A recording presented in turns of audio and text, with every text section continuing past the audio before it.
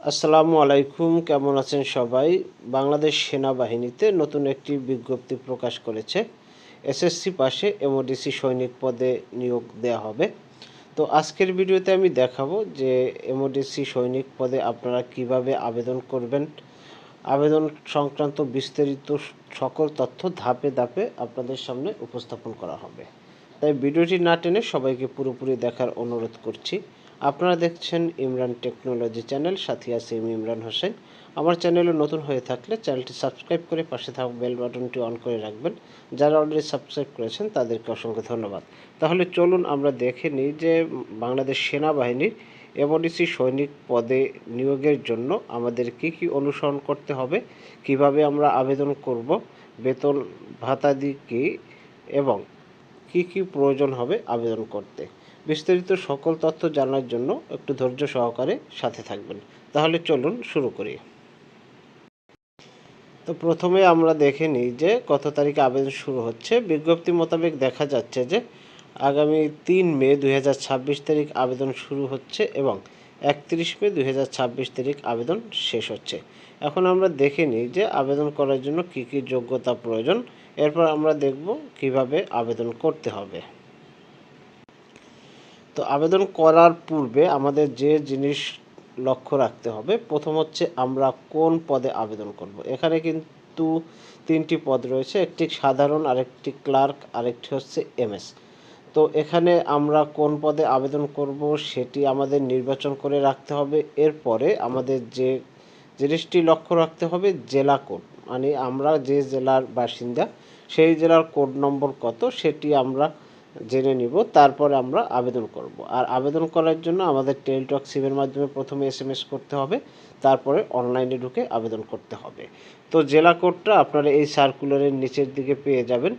দেখেন এখানে জেলা কোড রয়েছে 9 নম্বরে, জেলার নাম এবং সামনে কোড রয়েছে। যেমন যারা বরিশাল জেলার রয়েছে তাদের জেলা কোড হচ্ছে 29, আবার যারা ঢাকা জেলার রয়েছে তাদের জেলা কোড 40, সিলেটের যারা তারা 51, নারায়ণগঞ্জের যারা 43, এরকম প্রত্যেক জেলার এক একটা কোড রয়েছে। আবেদন করার সময় এই জেলা কোডটা প্রয়োজন হবে, তাই আপনারা প্রথমেই জেলা কোডটি জেনে নেবেন যে আপনার জেলা কোড কত। তো আবেদন করার জন্য আমাদের 300 টাকা অনলাইনে চার্জ প্রযোজ্য হবে। এই 300 টাকা আপনার টেলিটক সিমে রিচার্জ করে রাখতে হবে। যখন আপনি এসএমএস করবেন তখন 300 টাকা নেওয়া হবে, কেটে নেওয়া হবে। এই 300 টাকা নেওয়া হবে ভর্তি পরীক্ষার ফি বাবদ 200 টাকা এবং অনলাইন রেজিস্ট্রেশন ফি বাবদ 100 টাকা। তো আবেদন করার যোগ্যতা কি? আবেদন করার যোগ্যতা হচ্ছে বয়স 1 জুলাই 2026 তারিখে 17 বছরের কম এবং 25 বছরের বেশি হবে না। অর্থাৎ বয়স হতে হবে 17 থেকে 25 এর মধ্যে। 1 জুলাই 2026-এ যাদের বয়স হবে 17 বছর পূর্ণ হবে এবং যাদের 25-এর কম রয়েছে শুধু তারাই আবেদন করতে পারবে। আর এখানে যে ট্রেড রয়েছে, একটি হচ্ছে সাধারণ ট্রেড, সেটা হচ্ছে জিডি। আর 2 নম্বরে যে ট্রেড রয়েছে করণিক ট্রেড, সেটা হচ্ছে সিএলকে, মানে ক্লারিক্যাল পদ। আর এখানে সাধারণ ট্রেডের জন্য এসএসসিতে আপনার 2.00 অর্থাৎ 2 পয়েন্ট রেজাল্ট থাকলেই হবে। আর ক্লার্ক পদে যারা আবেদন করবেন তাদের এসএসসি পরীক্ষায় কমপক্ষে 3 পয়েন্ট থাকতে হবে। এর কম হলে আপনারা আবেদনের যোগ্য হবেন না। অবশ্যই রেজাল্ট সঠিক থাকতে হবে।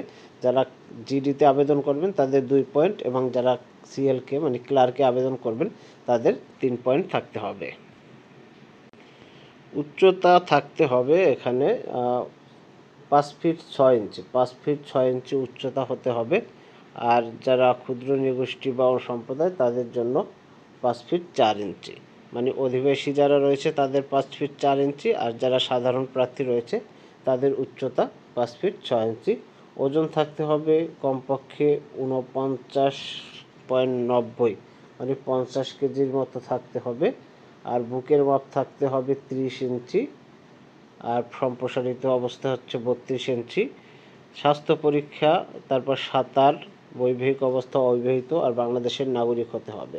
এখানে প্রথমে আপনাদেরকে কিন্তু মাঠে দাঁড়াতে হবে, তারপরে হচ্ছে আপনার যাচাই বাছাই হবে। যাচাই বাছাইতে যদি আপনি প্রাথমিক পর্যায়ে টিকে যান, তারপর হচ্ছে আপনার দ্বিতীয় ধাপ শুরু হবে। আর ভর্তির সময় আপনার যে কাগজপত্রগুলো প্রয়োজন হবে, 1 নম্বরে হচ্ছে শিক্ষাগত যোগ্যতার মূল সনদপত্র ও মার্কশিট ফটোকপি হলে সত্যায়িত হতে হবে। এখানে আপনার এসএসসি পরীক্ষার মার্কশিট অথবা সার্টিফিকেট যে কোনো একটি হলেই হবে। মেইন কপি নিয়ে যেতে পারেন অথবা ফটোকপি সত্যায়িত করে নিতে হবে।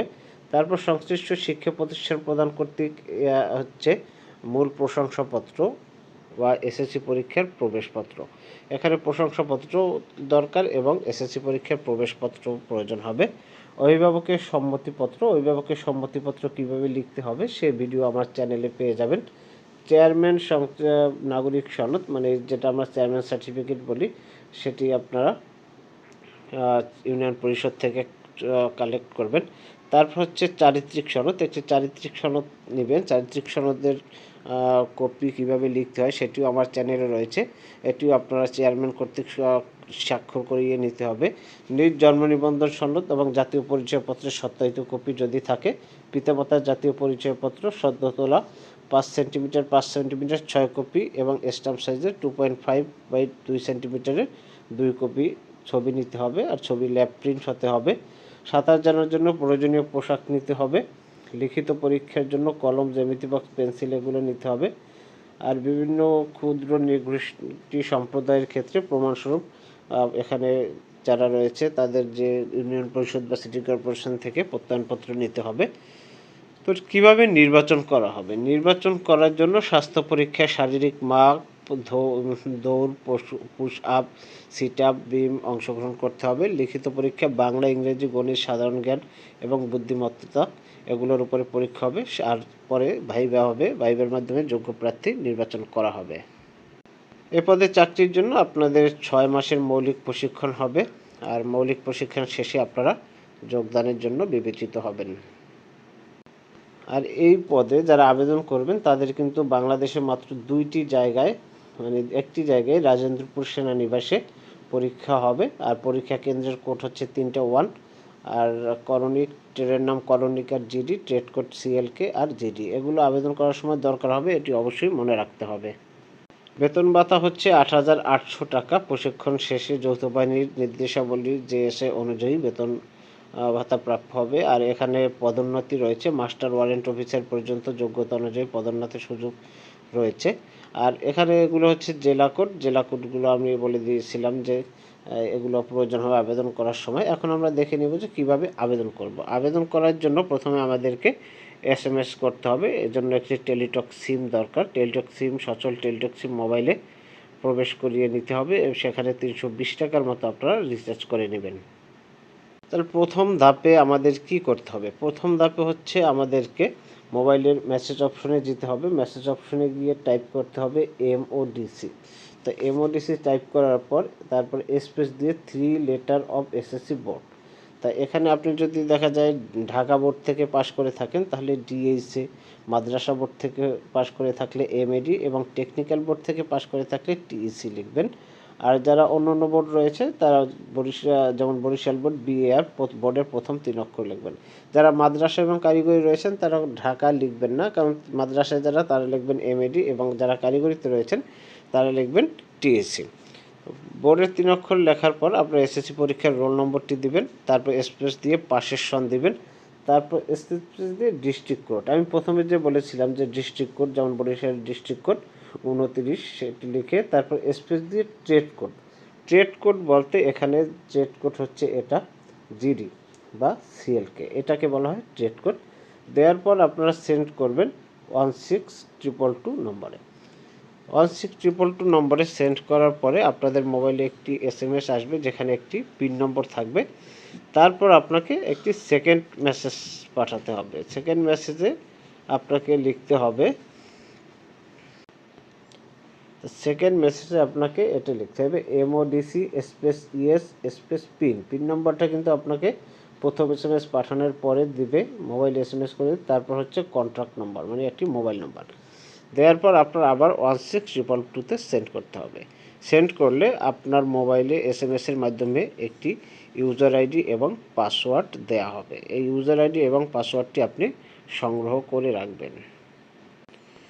তো ইউজার আইডি এবং পাসওয়ার্ড পাওয়ার পরে এরপরে আপনাকে সৈনিক সৈনিকের যে ওয়েবসাইট রয়েছে সৈনিক.টেলিটক.com.bd, এই ওয়েবসাইটে প্রবেশ করে তারপরে আপনার ইউজার আইডি পাসওয়ার্ড দিয়ে লগ ইন করে একটি ফর্ম পাবেন, সেই ফর্মটি পূরণ করে সাবমিট করতে হবে। সাবমিট করলে আপনি প্রবেশপত্র ডাউনলোড করতে পারবেন, আর এই প্রবেশপত্র নিয়েই আপনি মাঠ বা পরীক্ষায় অংশগ্রহণ করতে পারবেন। তো এই হচ্ছে বাংলাদেশ সেনাবাহিনীর এমওডিসি পদে আবেদন পদ্ধতি এবং আবেদন করার জন্য যে যোগ্যতা দরকার সেগুলো আপনাদের সামনে তুলে ধরলাম। নিত্য নতুন চাকরি বা শিক্ষা সংক্রান্ত যে কোনো তথ্যের জন্য চ্যানেলটি সাবস্ক্রাইব করে রাখতে পারেন। ভিডিওটি ভালো লাগলে অবশ্যই লাইক কমেন্ট শেয়ার করতে ভুলবেন না। যারা এখনও চ্যানেলটি সাবস্ক্রাইব করেন না তারা চ্যানেলটি সাবস্ক্রাইব করে পাশে থাকবেন। সবাইকে ধন্যবাদ জানিয়ে শেষ করছি। সবাই ভালো থাকবেন। আল্লাহ হাফেজ।